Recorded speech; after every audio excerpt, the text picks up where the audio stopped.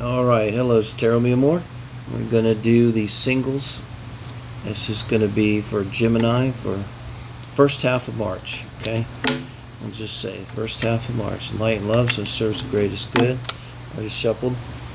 Hola We'll amigos. do a little more, get our energy on it. What can Spirit say for our Gemini friends who are single? And this is for someone who's completely single. What the heck did that come from? So, no one in your life, just wide open.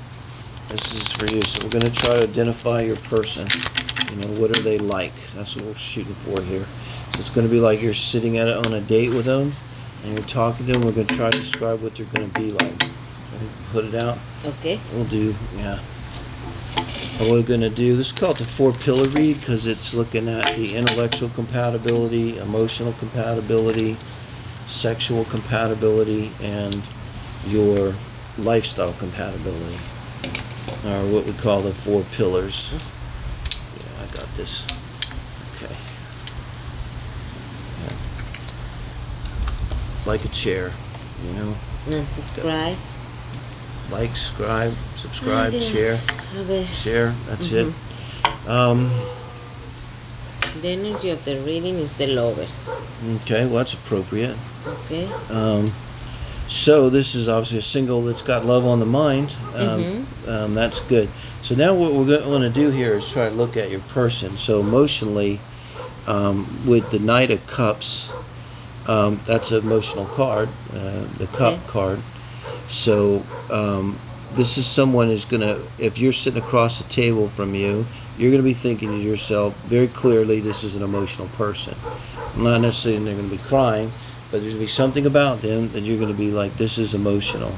They're also showing up with strength, a Leo card here.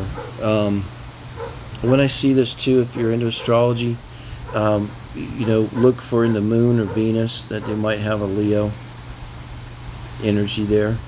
If you're looking at their chart, what that may speak to. And you can look up what it means to have a Leo Venus too. That might be helpful. And or Leo moon, particularly a Leo Venus. If you just Google or YouTube Leo Venus, you know, I'll give you an idea of what that involves. But so you're sitting across the table with someone who's obviously emotional, and they're quick to show their emotions. You know, they're not reticent, I don't think. And also I think on a date, this would be someone who, with the Knight of Cups, is a charmer.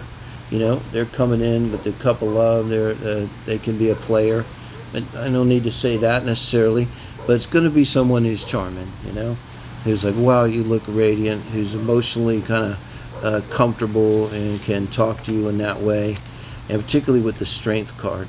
So I think with the Strength card too, this is going to be emotionally someone who's strong and secure in their emotions, and maybe that's why they can show their emotions so readily, because they're comfortable with their emotions. The feelings of some person mature. Mature, definitely emotionally mature. So you'll look for that there, and then intellectually, which the 6 of Swords. I think we're going to look for someone that's telling you a story about how Spirit changed their life. And the 6 of Swords here, it's that classic moving away. It is thoughts, swords. So this could be someone who, during their life, moved away from, say, their childhood religious philosophy or religion or their belief system. We call it the belief system. And when they went inside and intellectually, so intellectually, this is someone who's not afraid of tarot, who likes esoteric things, who is open to spiritual knowledge, spiritual wisdom, finds meaning in it, and maybe they had to go through a process of kind of moving away from a more traditional belief system of whatever kind. I think that's what's so. And you could help this as you're on a date, you know, by saying, you know, kind of working it around and seeing if that's true. You know, you say, you know, so when you were younger, what were you? Oh, you were Catholic. Well, how? Oh, what happened? Well, I went to college and they busted my bubble, and then I was an atheist for a while. and then I ate 5 grams of mushrooms, and now I know everything is one, and God is everywhere, and I have a soul. Well, that's my story, but you know what I mean. There's going to be some kind of a process they went through, a combination of spiritual and intellectual that changed them intellectually. And as you talk to them, you're going to find that they talk about these things. Okay, this is not someone's going to talk to you about COVID and the relief package and the presidency, or they're going to talk to you about the spiritual things of that nature. So I think that will help you a lot. And again, what we're looking for here is, this is kind of a new reading, we're looking here for the one that the Spirit has for you, not just for your next mistake, but the one that is right for you. That's where I want to help identify this person. And now sexually, I think the Queen of Cups is going to be like a Cancer. Again, we're going to look to astrology. Look for a Cancer Mars or a Cancer Moon here, if they're in their astrology readings, and or even a Cancer Venus. Okay, any of those. And again, if you want to get a hint of what they might be like in bed, Google or YouTube Cancer Mars. Okay. And sexuality, because Mars is about your sexuality. They're fantastic lovers. Gonna be slower, take their time, very caring and thoughtful of you, and not fast and fiery like a Aries Mars. But with the Seven of Pentacles here, that's that classic, measuring your harvest. That's interesting to me. It's like, I got the feeling with this, it's like maybe this is a person, like they're not going to have sex on the first date. Man or woman. They're gonna meet you first, take the size time, you up. get in love. Maybe with the Queen of Cups, maybe they need to be in love before they make love. That's good. I get that. So they got to measure you up and decide, if they really want to make love to you. And maybe that's it. The cups are emotions, because they need to have some emotion. But I don't think there's going to be someone's going to want love on the first date. But I think they'll be a very good lover when you get there, right? And then we have the lifestyle compatibility. So what would you say about the Seven of Wands in terms of lifestyle and the Nine of Swords? Himself, no? So if this is someone that wants to protect themselves, and this is always kind of a righteous protection, they're not going to be someone that's overly defensive. There's a reason why they're acting like this. And I always think of boundaries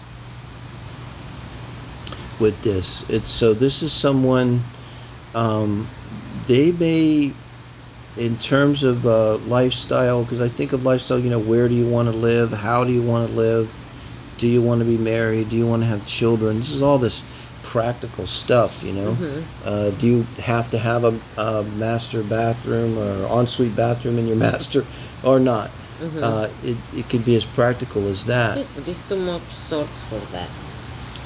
With the Nine of Swords, yeah, and with this Seven of Wands, like there's something about them that's triggery and defensive, and I think it's going to come out in their lifestyle. Like they may be reserved, maybe they don't want to go out a lot, because they're afraid and kind of